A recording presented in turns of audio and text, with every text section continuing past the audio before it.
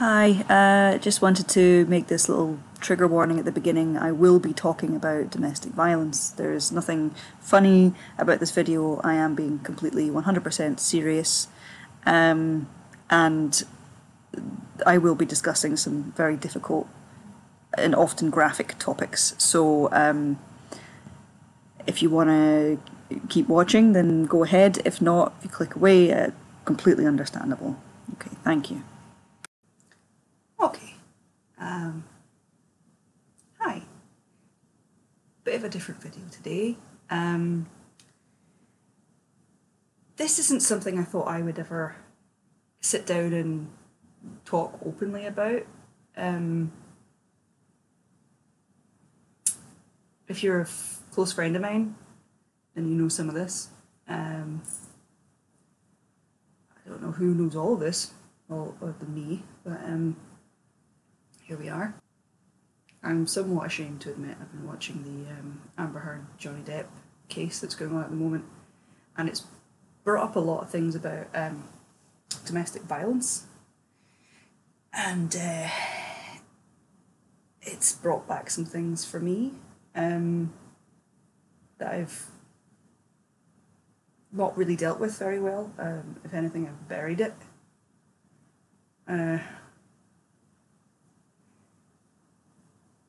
But I think the reason I feel compelled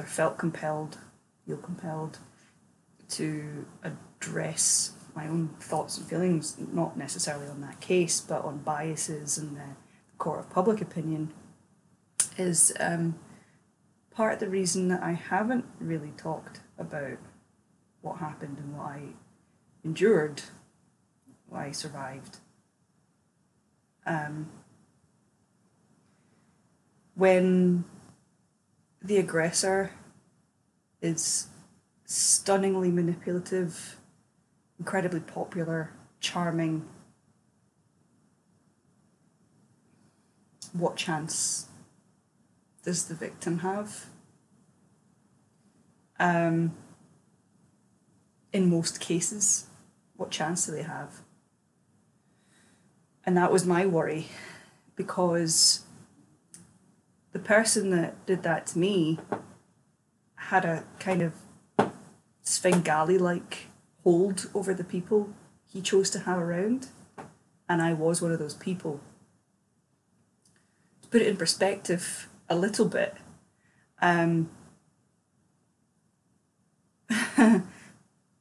not too long after I had broken away from him and the life we had, I was living in a flat myself for the first time, and my friend, now boyfriend, had been helping me move, and he kind of knew little bits and pieces. He didn't know everything, but he had been so helpful in helping me move because it was the same area I was moving to as him. I made dinner, and after dinner I went to the bathroom. I came back and he'd washed the dishes, and I broke down into floods of tears.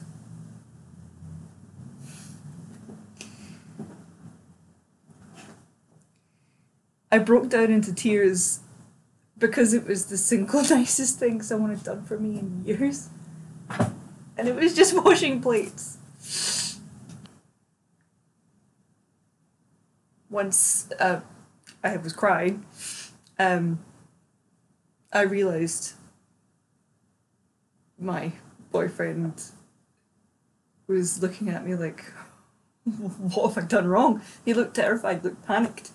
And he grabbed me by the shoulders and said, "Did you escape a cult?" And through the tears and the snot, I burst out laughing and kind of thought about it and said, yeah, kind of. Kind of, yeah, I guess. Maybe I did. Maybe I did.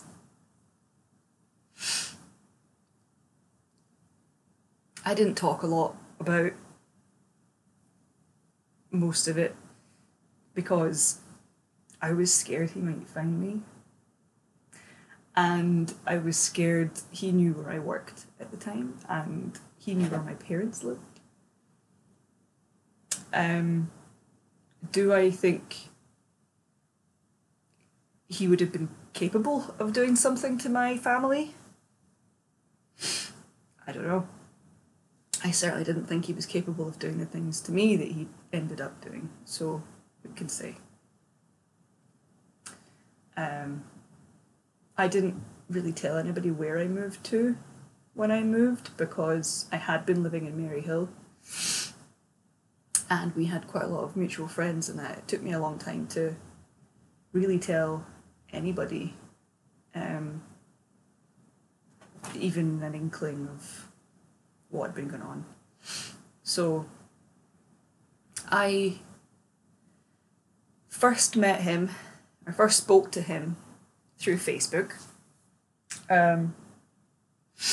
He'd commented, we had mutual friends, which was the only reason I agreed to meet him, actually, because we did have mutual friends in the Glasgow music scene, and one of whom I'd known for a long time, and I'd asked, do you know this guy personally? Is he all right? And he'd said, yeah, no, he's sound, he's a lovely guy. A very talented guy, yeah, he's lovely. So I was like, okay, I'll agree to meet you. And his initial request to meet me was not romantic or sleazy in any way. Not from where I was standing, anyway. I was just about to graduate from university. I was writing pieces and publishing them. And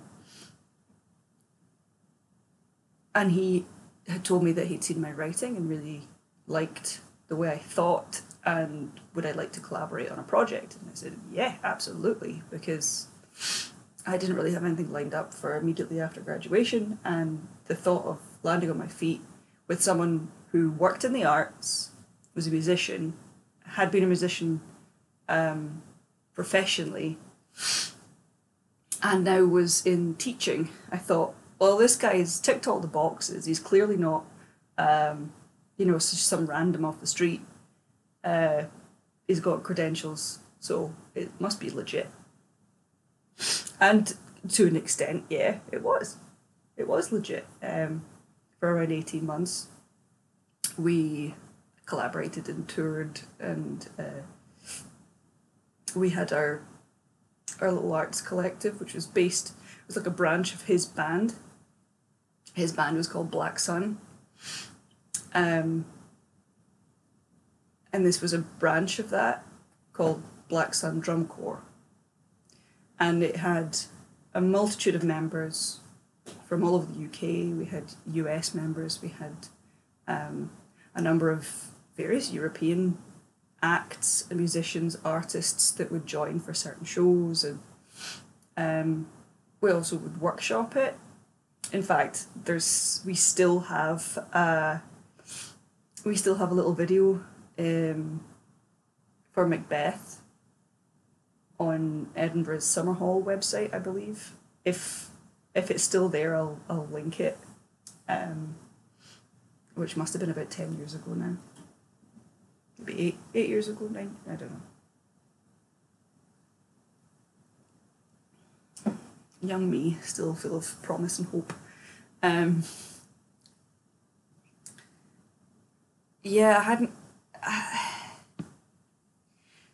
very conflicted when it comes to this, because I still don't know if or what the ramifications could potentially be. And I still don't want to go down a legal route, because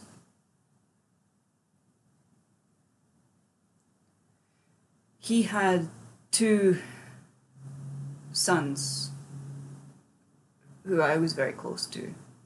He has 2 older children as well, but he didn't see them.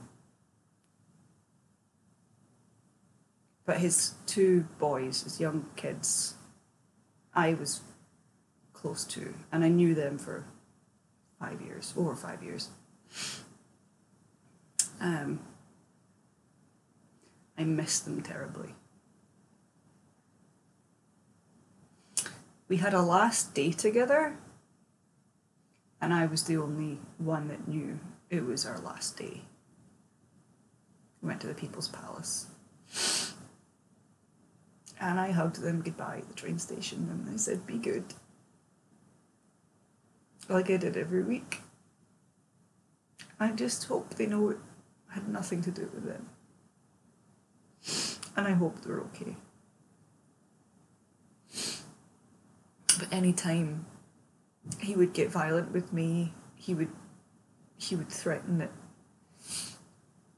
if I told anyone, I would never see the boys again.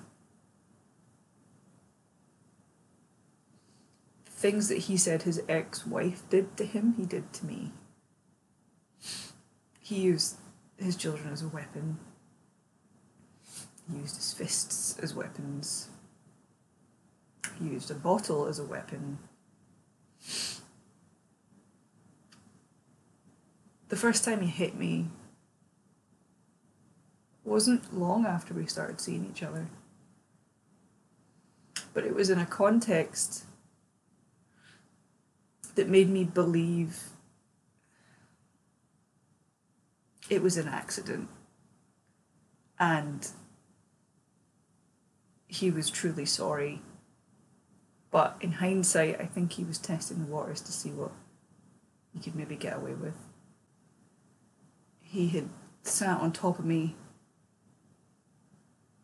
and he'd slapped me across the face twice, which shocked me.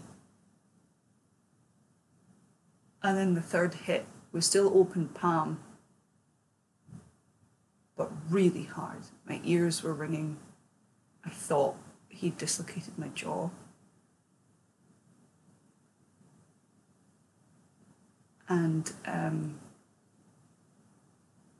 he saw my face. I don't fully remember, but I suspect that I may have been losing consciousness because I remember feeling drowsy. And he panicked and apologised and said, "I'm so sorry, I thought you'd be into it." Like it was a kinky thing.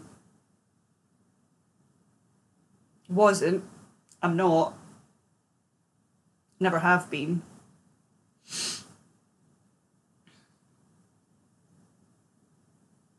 And I don't know now, looking back, where he would get the idea after the first slap, because I looked horrified and in shock that he just slapped me out of nowhere. We weren't, not that it matters, but we weren't even being intimate at the time. It just seemingly came out of nowhere. That was the first time. Nothing like that happened again for about a year. He would regularly go on rants about how I wasn't working hard enough. I'd been applying for full-time jobs while also trying to work on his projects with him and support him. He wanted me to paint. In fact, during that time, all my artistic efforts were simply to get enough money to pay the rent. Even though he was lecturing at a college, he was only working part-time, so there was two of us on a part-time wage. Not ideal.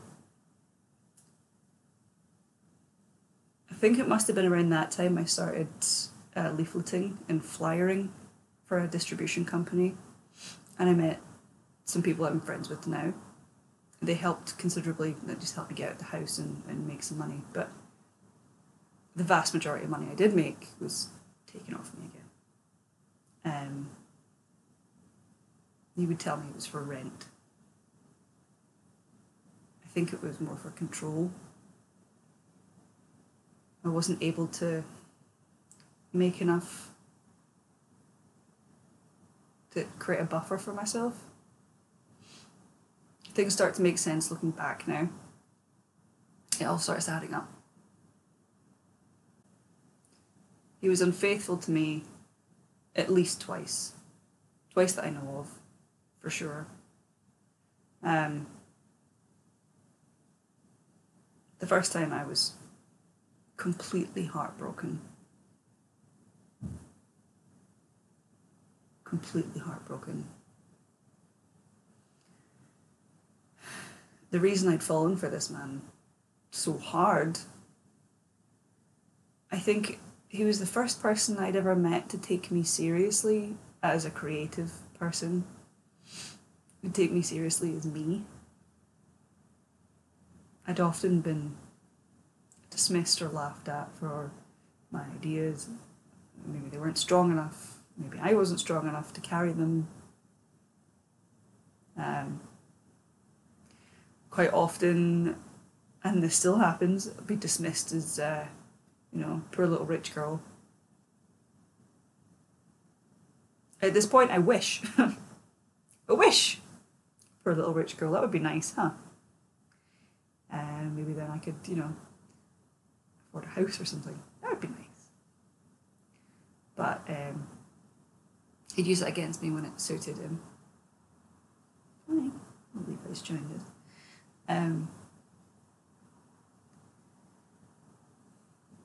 He worked out every insecurity I had. He realised I had a really not great relationship with food, so he would sabotage diets. Anytime I was trying to lose weight or get healthier, he would sabotage that diet.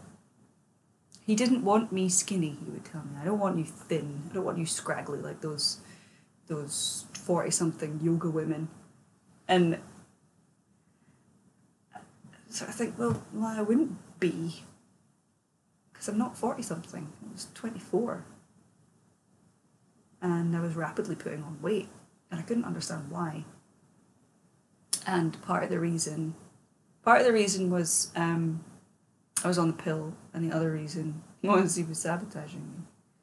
And I don't mean like surprise bacon. I mean like I would make like a big batch of cabbage soup, right? Like the cabbage soup diet soup. And couldn't understand why it wasn't working. And I caught him spooning butter into it one day. And it's so stupid. It's such a stupid thing. But it's like, if I can't trust you with that, can I trust you with other things? And you would just deny it. You would do it, and then just completely deny it. I remember once I'd come home, it'd been a long day, I was upset, I was having to deal with the public all the time, and that's awful. Especially when you're standing in the street giving things out, like it's awful. People come up and harass you, people yell at you, they just assume you're selling stuff, so they just think they can call you whatever. Usually it was like bus timetables or handing out notices about diversions for road closures and stuff like that. But people, they don't listen, they just see somebody trying to talk to them that they don't know, and they're like, you're a salesperson, therefore go fuck yourself. You get, 12 hours of that a day. It does something to you. Anyway, I came home and I was visibly upset. It'd been a long day. And it was quite late on, and he complained that there was no dinner. So I got on that straight away, of course. Careful not to complain, careful not to show that I was upset. I had to choke that back because that would start a fight. And I dropped a bag of rice and it went everywhere. And I burst into tears. Couldn't hold it back. Burst into tears. And he sat and watched me pick it up without saying a word. That has stuck with me. Not a single word. He turned up the TV so that he didn't have to hear me cry.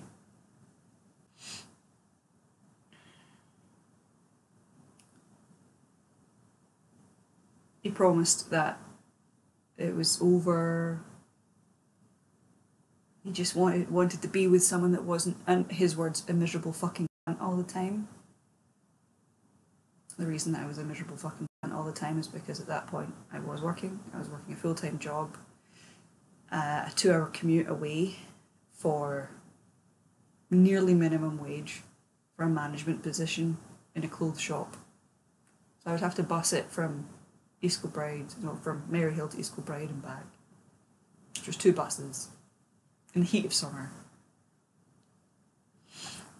And that's when he decided that rather than support me, he would cheat on me. And let me find a hair extension. And a top. It's a bit of a blur. A lot of it I've blocked out.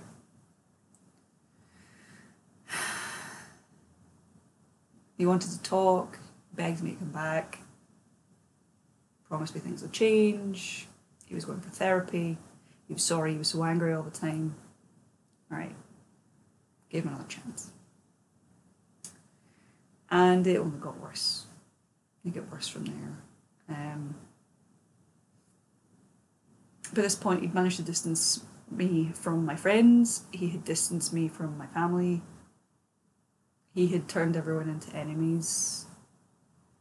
There was a very limited list of people that I was allowed to see. He wouldn't like me going for drinks with my colleagues after work. He was convinced no matter age, gender, whoever it was that I had decided that I was going to have a drink with, that therefore I must be having an affair with them. Never mind that they're a colleague or someone that I know in passing. No, you must be sleeping with them. Not once did I stray. Not once. I kind of wish I had. The whole double jeopardy thing. If you're gonna accuse me of it and punish me, you might as well get your kicks, right? But I didn't want to be like him. I don't want to be like him. Things were a bit better. We did the Edinburgh Fringe. He was weird with me at the Edinburgh Fringe. I think people started to notice his behaviour towards me around that time. I think he was becoming a bit bolder. And what I mean by that is the way he spoke to me quite often. He would just yell, scream in my face and stuff. I think that was witnessed. Or maybe some of it was witnessed. We did our run in Summerhall. And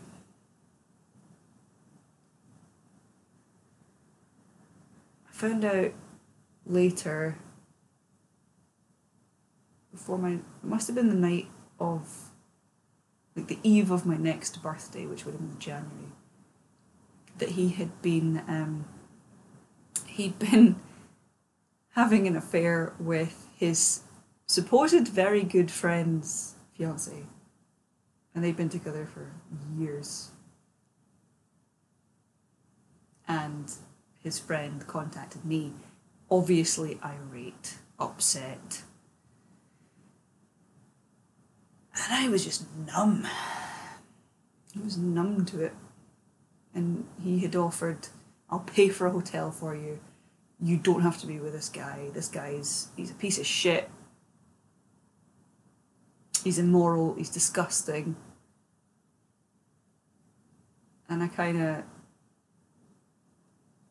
blocked it out because I was worried about what would happen if I reacted. His behaviour was getting more erratic. You never knew where you stood.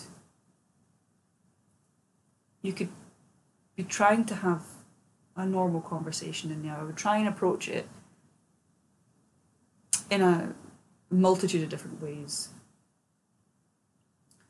Sometimes when he was getting angry and he was looking for a fight, I would try and make myself scarce, make myself as small as possible. He would follow me, antagonise me. I tried fighting back. I tried, it was very Animal Kingdom. I tried making myself bigger, standing up to him. None of it ever worked. I would just get shot down, hit. One night, so this was later on, so I'd met him in 2012. This was 2016 because I'd started my new job, and it was a full-time job, and he hated the fact I had a full-time job. Now he would stand in the kitchen and scream at me, get a fucking job, whenever we had a fight. Now, bear in mind I was working this whole time. I wasn't ever with him for his money. He didn't have any money. So I had to work, and I was applying constantly for full-time work. Bear in mind I graduated in 2012, so second part of a recession started in 2008. Bit thin on the ground, unfortunately, with graduate jobs. I was taking anything that came along, so the flyering, the leafleting, I was working in shops, I had I'd managed the ladies' clothes shop, and then I worked for Forbidden Planet for a bit, and then I got a full-time job finally in the subway. And we had a fight not long after that where he told me that he didn't want to be with someone from the fucking subway. You just spent a year, 2 years, screaming at me, hitting me, because you wanted me to get a job, and now I have a job, it's not the job you want me to have. And I think he realised that I was going to be away quite a bit. Like the shift patterns and stuff. Didn't know where I was all the time, and I think that scared him. He was yelling at me to get out of my house, get out. And I was so tired. I was so done. I said, fine, I'll go. It was late and I had nowhere to go.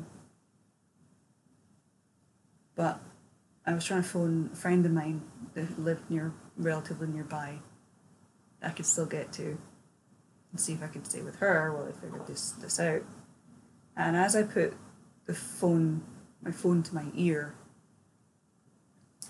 he slapped it out of my hand. He slapped it and me so hard, he broke my glasses off my face and bruised all the top of like the bridge of my nose here. And the way that the phone hit my face, it caught my lip. And I had to basically hide from friends and family whenever something like that happened. That was a particularly bad one. But I remember the turning point for me was I guess that must have also been 2016, maybe towards the end of 2016. I'd been working. I went to meet him and some of our mutual friends in town at the 13th Note for a drink. And he had been drinking all day, I think. And I had one drink when I got there. And I had said, why don't I jump round to the Tesco, grab some beers, and then we'll have some beers when I get in the house, because I've not had anything really. I've only had one drink. So he reluctantly, I don't know why he was reluctant, but he reluctantly agreed, but he was still in the pub. And our friend John, he accompanied me around. And I picked up 4, maybe 6 bottles of Fürstenberg, the big bottles, and brought them back round, met him, and it was still relatively early. He hated buses. He hated them. But But he'd said, let's go for a bus. And I had said, well, if you want to get the last subway, it's not left yet. If you want to walk along to St Enoch, we could get the last train to Hillhead, because that was the closest one for us. Trying to placate him, because I could tell he was in the mood that he wanted to fight. He'd gone very quiet. And he turned to me with this look on his face and said, why the fuck do you want to see in the subway? As if in that short amount of time we would both be there using the public transport and then both getting off at the same station. I'd somehow, have an affair in that time? That's the logic, right? So I said, look, forget it. If you want to get the bus, get the bus. No, who the fuck do you want to see? I was trying to be helpful. I was just trying to be helpful. I know you hate buses. And since when do you give a fuck what I want? He was looking for a fight. And he was doing this in front of people at the bus stop who were watching. And I was getting embarrassed. And I'm saying, look, lower your voice, it doesn't matter. We're going home, the bus is due anyway, it doesn't matter, it was a stupid idea. And he stood and yelled at me. And I had asked him to put a couple of the big beers in his rucksack because I only have a small bag. So I had said, why don't you take 2 and I'll take 2. And he opened his rucksack, started to walk away, across the road. He pulled out one of the bottles and he flung it straight at me, and I had to jump out of the way. It missed me by an inch. And it shattered everywhere, and he kept walking. And these people were looking at us, and looking at me, slack-jawed, like, what the fuck was that? And I was in a total daze because he'd only ever done things like that in private. It was like he was suddenly emboldened. He could do these things in front of other people, that it was okay somehow. And I went and took the subway because I didn't know where he was going. And part of me was thinking, do I get back to the flat, try and get back before him, maybe get some stuff and leave? Because I had nothing with me. I don't know what I was thinking. I was dazed. I got on the train and I knew the driver because I was working there. And he said, oh my God, are you all right? And I was like, no, I don't think I am. I think I'm going home to break up with my boyfriend because he's a violent shithead. And I was like, okay, all right. Thinking, I don't know, like, well, don't get the joke, Hayley, but okay. We got off at Hillhead, and the station master there and the station assistant that were actually I was friends with, and I had asked, gave him a description of like what he looked like. Have you seen this guy come through? No. I was like, okay, so he's not come here. If I don't show up to work tomorrow, could you phone the police? And much like the driver had done, he sort of nervous laughed, and I'm not joking. Seriously, if you hear I haven't shown up to work tomorrow, phone the police. Let them use this CCTV footage. Because I'm genuinely concerned maybe this might be it.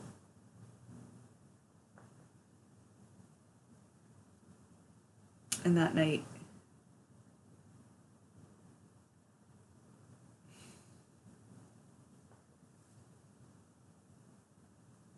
the fear of going into that flat is a blur. It's a blur. The way he would gaslight me, he would set things like that up and then pretend it didn't happen. What are you upset about? Why do you look so worried?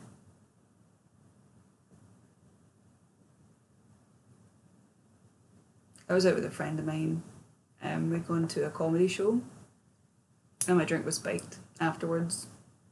I was in a bad way. I lost hours of my night after I'd been dropped off, and I'd been dropped off on Queen Margaret Drive, which was just down from where I lived, but obviously didn't know where I lived. I was so gone. It was a horrible, horrible feeling as I started to come to. Luckily, I had like a fitness tracker app on my phone that showed me where I was on a map, and I had taken myself behind, I think it's like a blinds business or tiling maybe. I'd taken myself in a little lane, so I must have felt safe there. Either fell asleep or just sat there for a bit. Finally got in. He nearly didn't let me in because it was late and he thought I was drunk. And he nearly didn't let me in.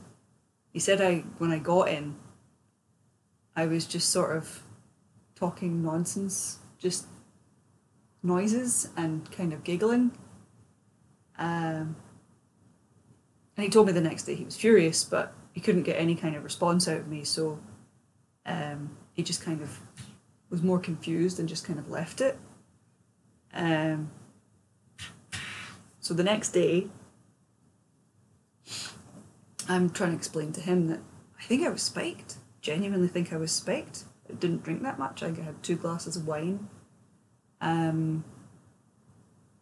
had a glass of wine at the Hydro, and then we went to Lebowski's.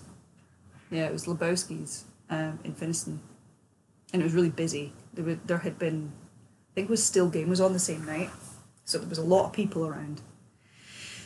And this guy had been hanging around, and something just doesn't feel right. We left after that, but I was pretty far gone shortly after.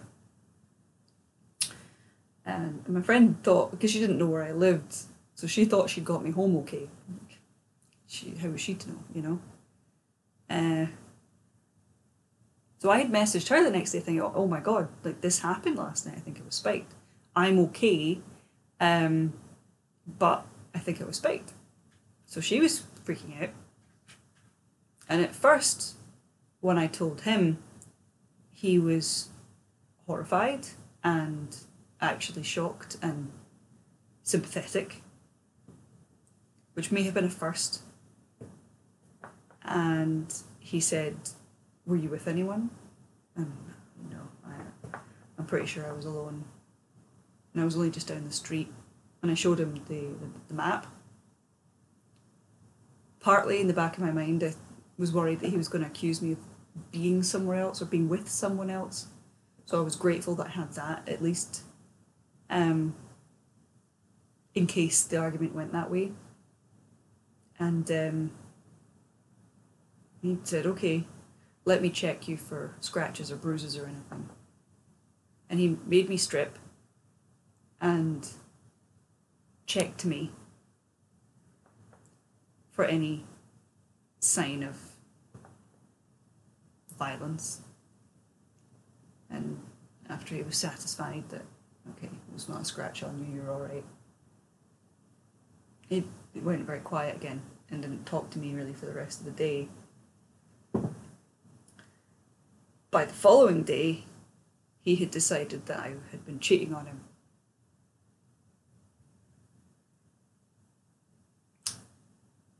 He had taken my phone and read the full conversation between myself and my friend who had been out.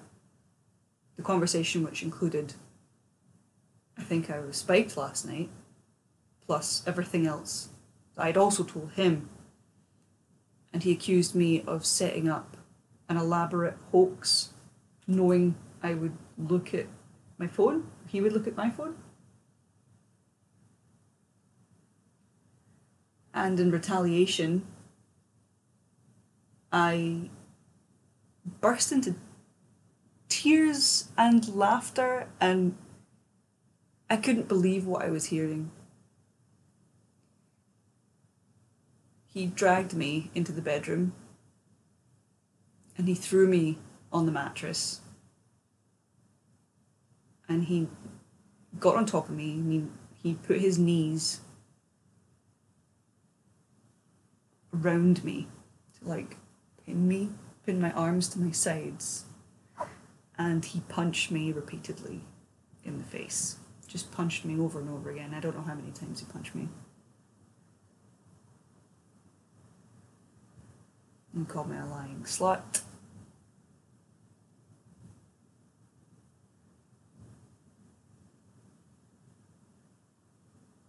He put his hands around my throat. I thought, is this it? Is this how I go?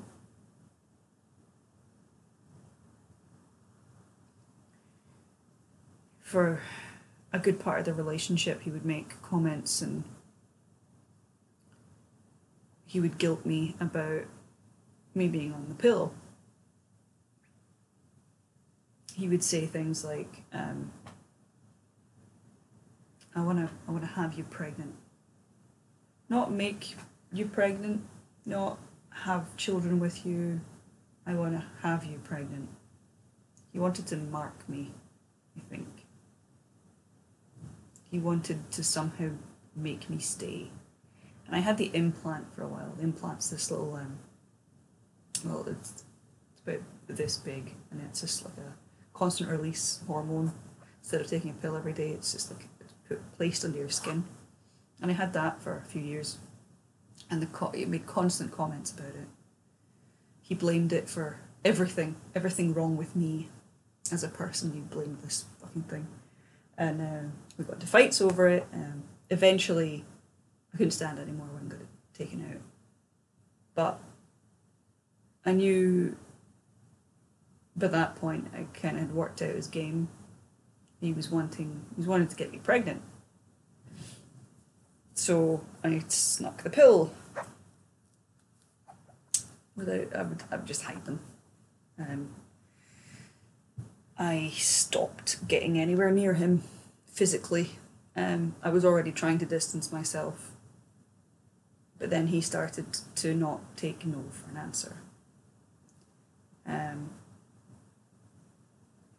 All kinds of emotional blackmail. If you loved me, you would do this. If you loved me. One thing he would ask me a lot in these situations to get a guilt response was, do you feel loved? Do I make you feel loved? Do you feel loved? And I would say, yeah, of course. Because when you're fearing the next attack, you'll say anything to avoid it.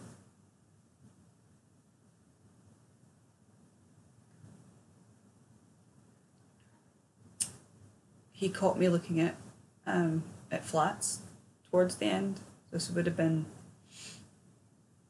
late on in 2017. And I had tried to placate him and tried to pass it off as, I'm just flat hunting, I just want to see what the prices are like in these areas. And he sort of looked at it and went, I don't want to live there. And I thought, maybe I can convince him that maybe if it's his idea, he won't now be hanging over my shoulder looking at everything I'm looking at. Because he did that a lot. He would take my phone. He actually started to take our friends' phones when they came over to see what conversations were being had. He crossed many lines, and that was a big one.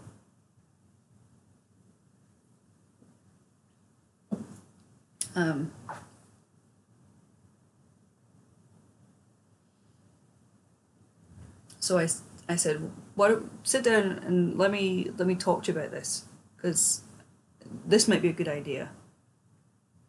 And I said, look, you don't love me. I don't think you even like me. why do you want me here? And he would tell me, no, I do love you. What are you talking about? Like none of that stuff had happened over the years. No, you don't. You don't, though. You know, we go out for something to eat or we go to a bar, or whatever. You are on your phone constantly. Now, I know some people, you know, they'll check their messages or whatever. I mean, constantly. Won't look up. Or he'd have his notebook and he would draw, because he's an artist. He would sit and draw portraits constantly, like it was a compulsion. We couldn't do anything. Couldn't do anything together. He just didn't want me there. He didn't want me to be anywhere else. There are so many things I've barely touched on.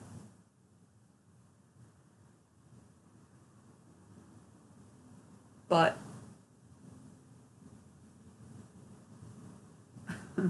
when I moved out,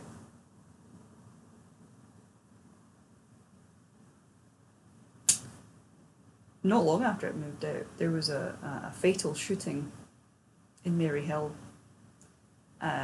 on that road where we stayed. And I genuinely thought things had caught up with him.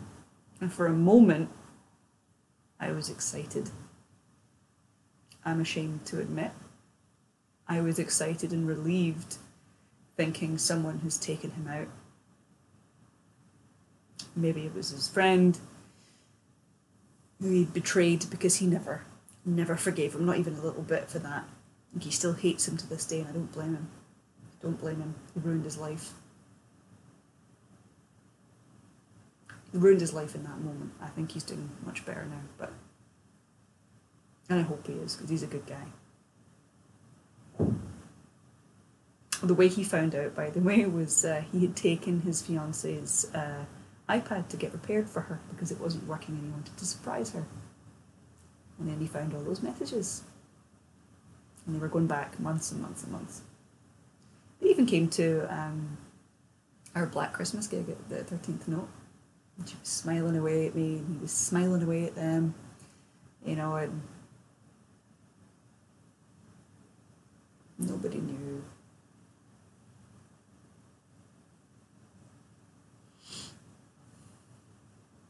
I miss those boys.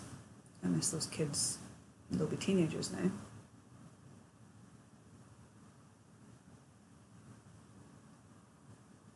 I feel like I can tell my story. It's not my job. It's really not my job to explain to kids that their father is a monster. I don't need that burden. I've carried it enough. I've been carrying it for 10 years. 12th of June 2012 is when I met him. We're on 12th of May 2022, so coming up to the anniversary.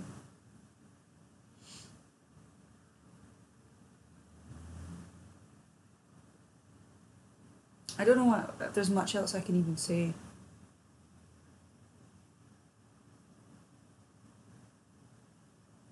When I'd made the decision I was leaving, I had to put a course of action together quickly, because I knew I was not going to be able to go back for seconds. I was going to have to leave in one go. And I packed what I could. I got my dad to come pick me up. I didn't tell him all the ins and outs. I think he was just relieved that I was away.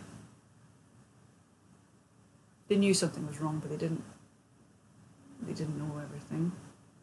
I didn't want to upset them.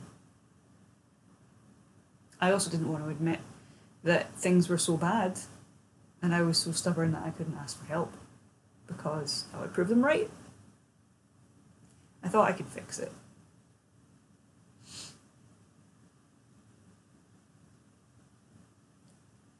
So I got out there in one day, and I left a lot of my things behind.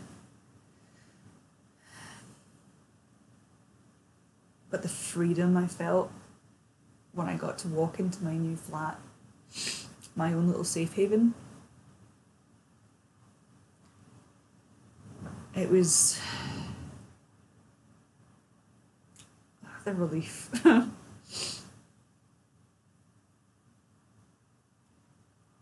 The night before I moved out, well, in the weeks leading up to it, he started to try and sleep deprive me. So I'd be going to bed early because I was getting up for early shifts. I'd often have to get up at 4 or 5 o'clock to make it in for my early shifts. He would intentionally wait until 9, 10 o'clock to come in and want to talk, and would sit and keep me awake. And he would do this every night. And he'd only want to talk at those times. And I was exhausted. I was completely drained. And the night before I moved out, I think he realised that, oh, this is it. She means it. And I hadn't told him I was leaving. I hadn't told him.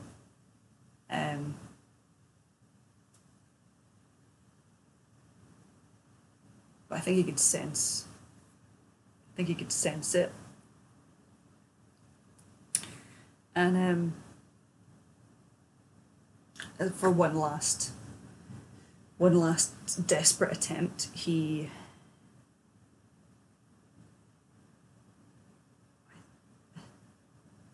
I hate to use the word because of all the terrible things he did to me.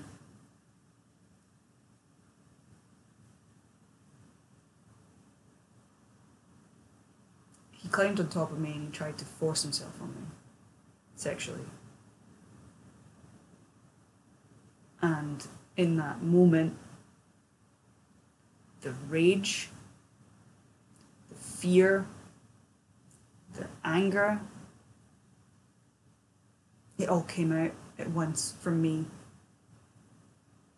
And in that moment, I didn't care if he killed me. I didn't care anymore. I just wanted my dignity.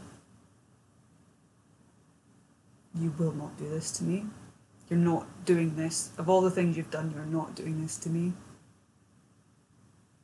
And I don't know where I got my strength from, but I managed to push him off me. And he's a big guy. He's built like a fucking silverback. I pushed him. I pushed him really fucking hard. He was on top of me. I managed to get my arms and legs underneath him and springboard him off. I told him, don't touch me. You don't get to touch me.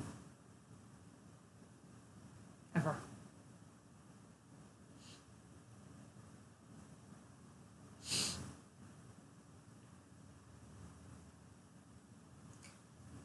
And I left the next day.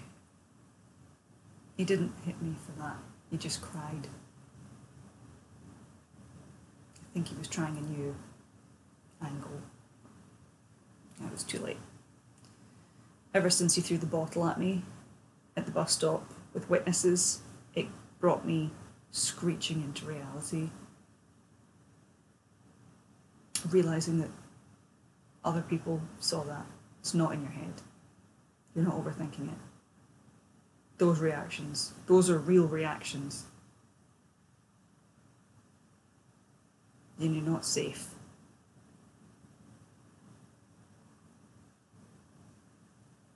I'd managed to convince him in the August, so I left in the October.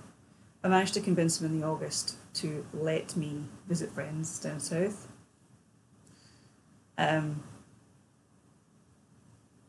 don't know how I managed to pull that one off. I must have given him no choice in the matter. Maybe I just didn't care about consequences anymore, I don't know. But I managed to get away for a week, I think. Got down to Warrington and Birmingham. In Warrington, my two friends there had bought a house together, and they're such a sweet couple. They just just rescued a cat, a lovely wee cat. And we had such a lovely time. And I remember because I'd been in my weird little bubble for so long, seeing like a healthy relationship also made it like so much clearer to me that, oh, is this what it's supposed to be? You guys aren't like screaming at each other and worried that one might kill the other by morning. And if it seems like I'm kind of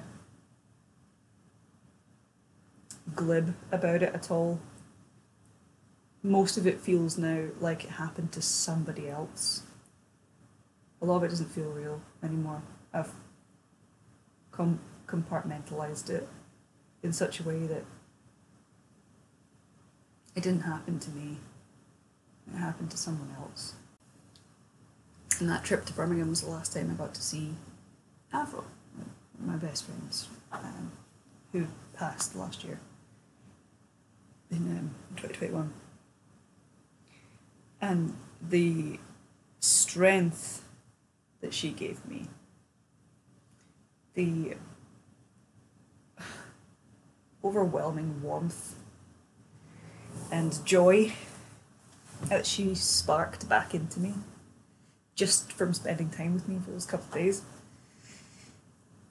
really gave me the kick up the arse to think, no, this is what happiness is. Friends and hope. And that was wonderful.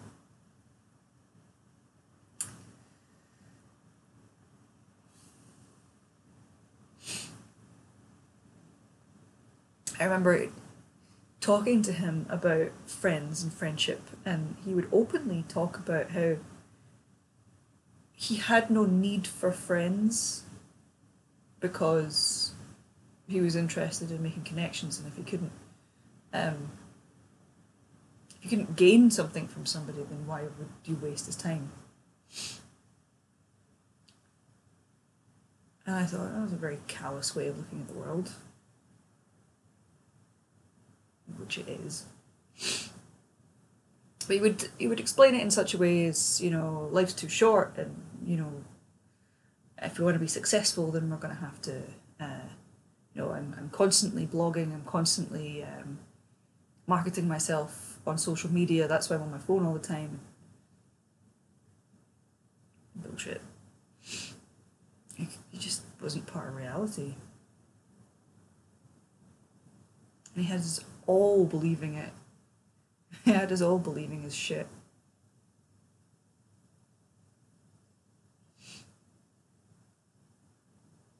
I think one of the worst things, for me anyway,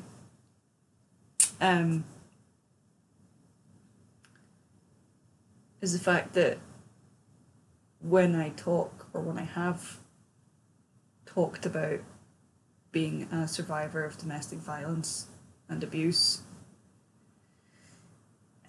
you get this reaction of, but you're an intelligent woman. You're strong. How did you end up like that? It can happen to anyone. Anyone's emotions can get played with. In fact, the more sensitive you are, the more likely you're going to be manipulated, because you want to placate. You're a people pleaser. I'm a natural people pleaser because of my upbringing and the bullying that I endured as a child in school. You don't want people's negativity, because the negativity you've experienced was so horrible, you never want to experience it again. So you do everything in your power to be liked and to be accepted and to not be a punch bag, physically or emotionally, and I ended up both at the hands of this person. And the times that I did try and talk to him like a person and explain that this isn't okay, what you're doing to me, he would, I don't know, this term is so used for everything, but he would gaslight me by saying that I was doing those things to him. The only time, and I'll admit I hit him once, the only time I ever hit him was when he was kneeling on my chest, and he had his hands here, not quite on my throat, but it was here, and he was pushing me down, and I couldn't move, and I was struggling to breathe, and I managed to get an arm free, and I hit him. It was my left fist, and I hit him on the arm as hard as I could muster. By the way, this man used to do bodybuilding and boxing for a long time. He was very, very heavily built. And he told me that that hit on his arm was the same thing as him kneeling on me and punching me repeatedly, or choking me, or raping me. So many times I wished for death. I just wished to be taken, because I couldn't face it anymore.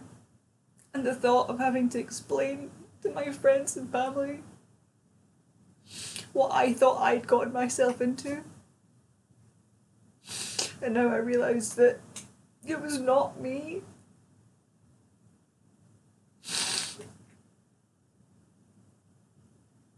I tried so hard to make him happy. And the reason that the reason that all this is coming back to me so strongly is this fucking case. And it makes me so angry that somebody might lie about what someone's done to them for, I don't know what, clout, revenge, money, I don't know. It makes me angry because people like me, not just women, everybody, anyone that's ever been assaulted and abused, they feel now they have to come out and justify their feelings and their experiences because of people like that. Now, I'm not saying I fully believe one or the other. This is not me. It's not about, this video is not about that. But there are certain triggers that bring things back. And this has been a massive one because it's everywhere. I can't get away from it. And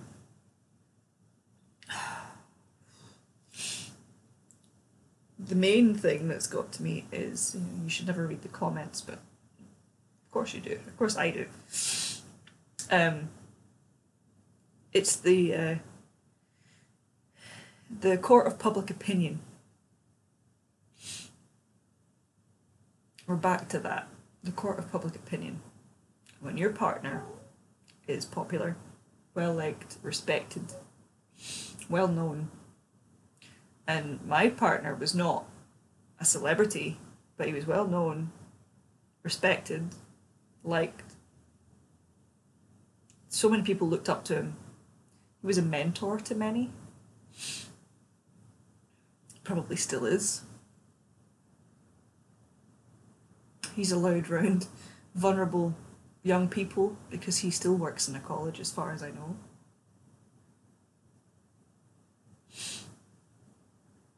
And it scares me that he might be doing that to somebody else now.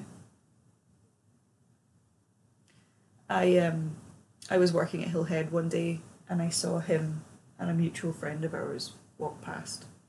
And this mutual friend of ours doesn't live here. She lives down south. And I very quickly put two and two together that she must be staying with him. And I freaked out because at this point I'd left him, right? So I didn't see him very often at all. I'd occasionally see him come to a station, but wouldn't acknowledge me, which is fine. Great, perfect, great. Best case scenario as far as I was concerned. I'd rather not exist than be on some sort of radar hit list, right? But I liked this mutual friend, and didn't matter. It wouldn't have mattered if I didn't. But I liked her, and I still do. And I didn't want to assume that maybe there was something going on, but if it was just her staying with just him, there was all these red flags and alarm bells going off in my head, and I couldn't let it lie. And so eventually I messaged her somewhat cryptically, said, look, I just saw you pass the station, and are you staying with him? And I wanted to make it very clear that this is not this isn't me being jealous at all. I just wanted to be careful, and thankfully she kind of read between the lines and thanked me and said, look, nothing like that is going on. I'm just up here and I'm staying with him. I didn't say anything to you because I didn't want you to think anything was going on, something along those lines, but that was by the by. I only knew her through him. There was nothing, no kind of betrayal going on, or sides being chosen or anything like that. I just had this vision of something happening to her. I mean, she had been married to another one of his friends, and they were not long separated. Or I don't know if they were divorced by that point, but they weren't long separated. And as I'd already figured out, he didn't exactly have a moral compass when it came to friends, partners, ex-partners, current partners, wives, husbands, whoever. It was all fair game to him. And her ex actually got in touch to say, listen, thank you, and I'm sorry because we had no idea. And they were furious, absolutely furious at what the small amount I talked about. And they wanted to ruin him. They wanted to tell everybody, and I wasn't ready. I really wasn't ready. But the small circle of people that were told the small amount of information dropped him. And I was grateful, but I wasn't out for revenge. I had seen enough violence. I didn't want anyone sending the heavies round. I'd seen it, there was enough violence. That's why I thought maybe he'd been shot, because there was a kind of suggestion that maybe somebody knew somebody, and I didn't want anything like that. I didn't want to be involved with anything like that. Not solely, not just because of the legal ramifications and the moral ramifications, but part of the reason that I'd stuck around for so long with those kids, you know. I didn't want them to then be without a father, even if he is a complete fucking shithead. And that's the reason I'm not naming him. If you want to put two and two together, it won't take you long to find him. I'm not saying his name. His name doesn't get said. I haven't said his name since I left.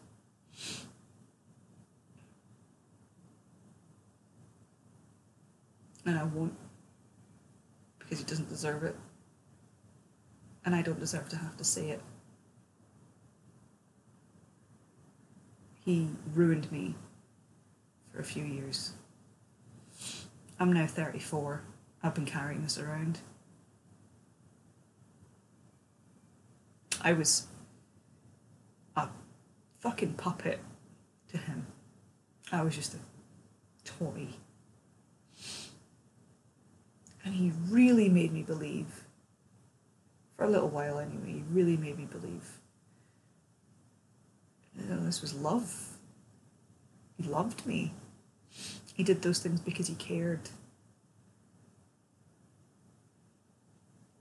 Now I know. Now I know what it was. And it was pure control. I'm not a professional psychiatrist or psychologist or anything like that.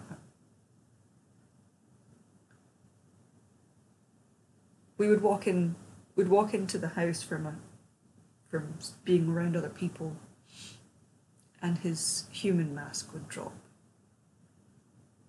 It would just drop. And there was nothing behind those eyes. And that's what scared me the most. Not the yelling, not the anger. And there was nothing, because there was no empathy. And I still have nightmares about what he was capable of, what he is capable of, what I think could have happened to me had I not ran away. Because that's what I did, I ran.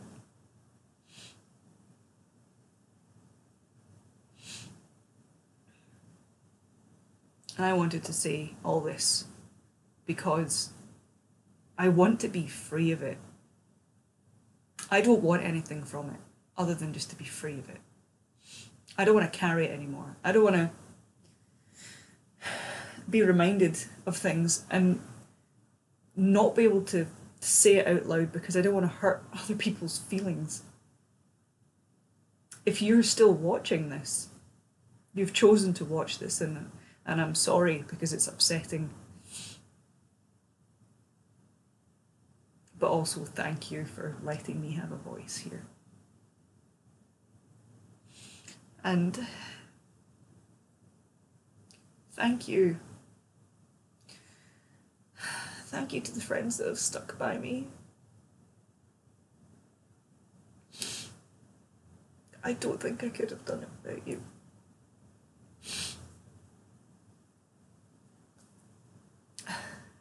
Naturally, I lost some to his side. I don't know if they know, or if they, I don't know. It's a court of public opinion, isn't it? I didn't want to come out and say anything because I was so scared no one would believe me. And I was more scared that I would be believed and no one would care.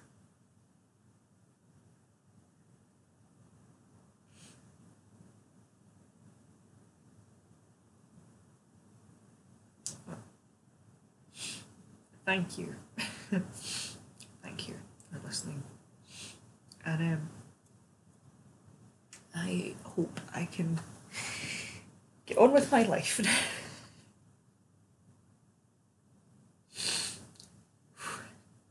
I'm going to put some links below. Once I stop crying. Ugh. I'm going to put some links below. If you are experiencing this yourself, or if you have experienced it, and if you're suffering PTSD or any kind of trauma, know that there is not one way to deal with it. There is not a correct way.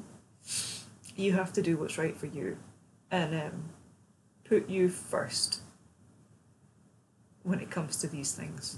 It's hard, I know, but there's no shame in admitting that you trusted a bad person. You were the trusting one. They did those things to you. You did not do anything to anybody. You shouldn't be ashamed. You shouldn't be embarrassed. You should be fucking proud.